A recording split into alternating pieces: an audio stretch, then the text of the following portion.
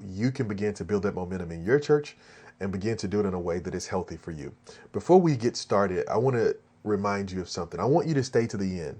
I want you to pay close attention to what I'm sharing, but I want you to stay to the end because at the end, I'm going to give you an amazing gift. I'm going to really help you take some strides in moving your vision forward, but you have to stay to the end in order to get it. So before I jump into the three big secrets, let me tell you a little bit about why this is so important to me. You know, that picture is from 2010 when I first became a church planter. And we became a church planter. We were so excited, man. We launched with 99 people in the room, and it was just amazing. It felt like all the hard work that we in the preparation that we put in over the last couple of months were worth it. Well, I wish it stayed that way, but over the next couple of weeks, things would change. You know, we went from 99 people on launch day to 60 people, then even down to 30 people. And the story really comes to a head for me one Wednesday night. I go in to teach Bible study, and there are only 3 people in the room. And in that moment, I just remember feeling so embarrassed. And I remember feeling just so much shame because I felt like I just really failed the mission that God had called me to. And I just started to wonder, you know, why did I ruin? What had I done to ruin what God was trying to do? And so in that moment, before I taught Bible study that night, I went back into my office and I prayed and I made a decision. I made a vow. I made a vow to the Lord. I said, Lord, I'm going to preach and I'm going to give your gospel to whoever you send to me. I don't care if it's 3 or 3,000. But then the second thing I'm going to do is I'm going to do everything in my power to get better so that I can lead your church well. And one of the things that's really unique that would happen is that over the next couple of years, I feel like the Lord would really take us through a master class in learning how to invest in, how to build, how to care about his church. And that's one of the things that we would see. You see there in that second picture is just a short time later where we're now doing 3 completely filled services in our storefront facility at that time before we moved to our new facility. And so I just never forgot the lessons of that time. I never forgot the lessons along the way because every single one of them served to help us move forward in the vision. And so I'm about to give you those secrets. I'm about to give you this 3-step process to show you how God gave us an education that really helped us go to the next level. All right. So if you're taking notes, I want you to write this down. I want you to jot down some notes, and I want you to, after it's done, contextualize it, go wrestle with it yourself and think about how these 3 things fit into your context. All right. Big secret number 1 is that you must prepare for growth. You must prepare for growth. You know, you're looking at that picture right there. This was when our church was still really small. We had not even broke, I don't think, past 75 people yet at the time of that picture. But what I was doing is I was taking a group of volunteers and a group of leaders through some intense development to help prepare our church for growth. I'll give you a really prime example. We were really praying that God was going to send new people and that he was going to do that. But as simple as preparing for growth seems, most churches do a great job of praying for growth, but not preparing for it. And so we prepared for it. One of the things that we started to do is that we started to say, if a new person showed up today, what are we going to do with them? And so we started building out our processes. We started to build out our intake process. And I remember we built our first connections team. Said, if somebody shows up, here's who's going to talk to them. Here's what they're going to talk to them about. Here's what we want them to do next. We built a map for how people will move from their first day visit to 2 years later, where we wanted to see them fully engaged in ministry and living out their gifts. And so our big secret number 1 was to prepare for growth, right? Because it's all about, and this is the part of our process we call gather. It's all about figuring out when people show up, when people come together, how do we make that time significant and how do we help them take some real steps forward? All right. Number 2, big secret number 2, after we gather, then we focus on growing. And the way we focused on growing was through a strategy we call reach and keep. Reach and keep. I grew up in a culture in the church where we were really good at having these events that recycle church people. We'd have Men's Day, Women's Day, 100 women in white, 100 men in black, you know, just these church fellowships. And really what would happen is people would come for that day, but then they'd go back to the church. And so what we learned to do in this portion of our strategy, in secret number 2, is that we learned to host targeted events and to make sure that those events not only fit the people we were trying to reach, but they help us come up with a next step. All right. So I'll give you a prime example. At the time of the picture you're looking at, our target was college students. We really wanted to reach college students. We wanted to make a difference in their lives. And so here's how we implemented Reach and Keep.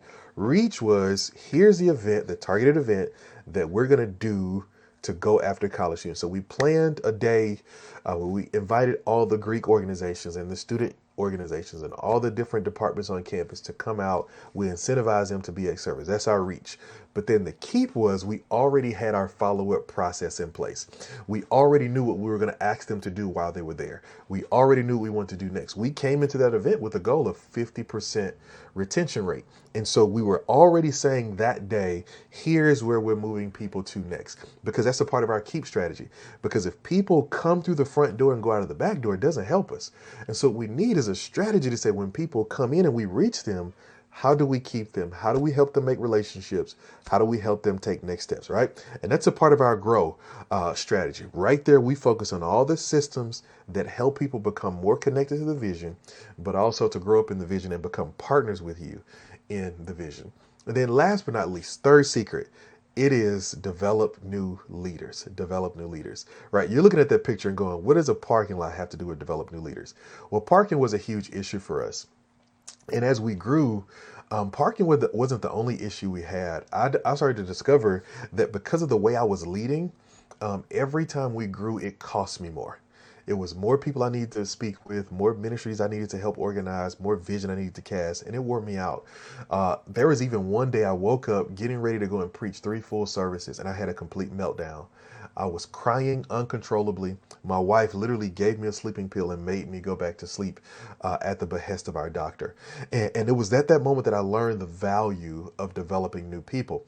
And so that parking lot that you're looking at was a solution to a problem that I didn't have to come up with. And I'm telling you, if you've been leading for any amount of time, you know how valuable that is, to have a moment where you get to a solution that you yourself did not have to create.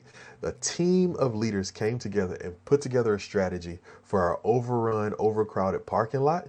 And it all came because we developed new leaders. We pulled those leaders into a strategy and we started walking with them, intentionally developing their leadership, giving them the clarity they need. Here's what I learned.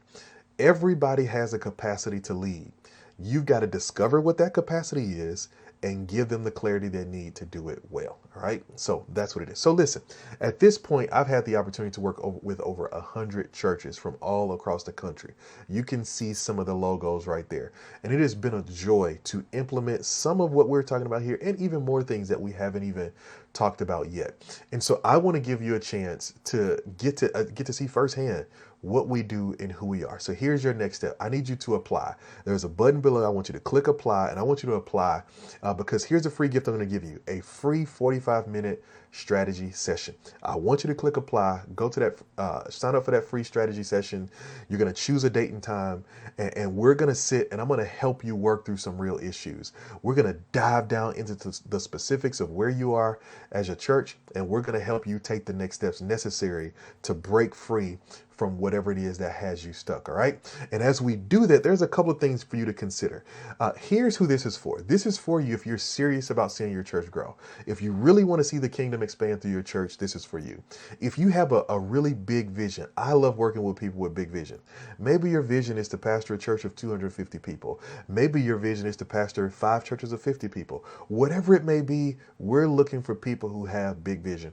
And then finally, if you're willing to empower, train people.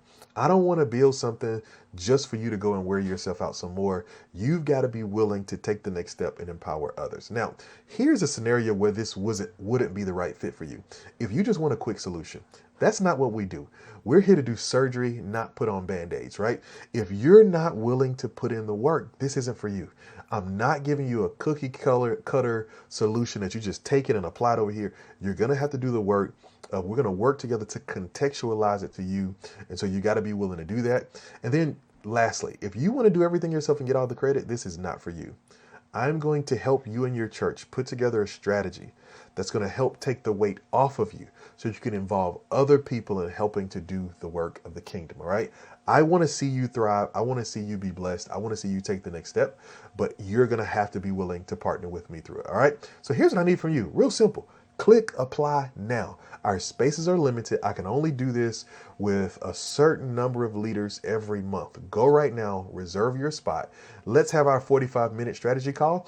If we're fit to work together, then I'll give you some next steps and I'll show you how we can go forward, and we can, over the course of about 12 weeks, we can completely transform your vision, your church, and get you moving in the right direction. If we're not a fit to work together, that's okay too. At least you now have a blueprint and a strategy to go out and to start doing what you believe the Lord has called you to do. Now, I will say this: if we decide to work together, it is not free and it is not cheap.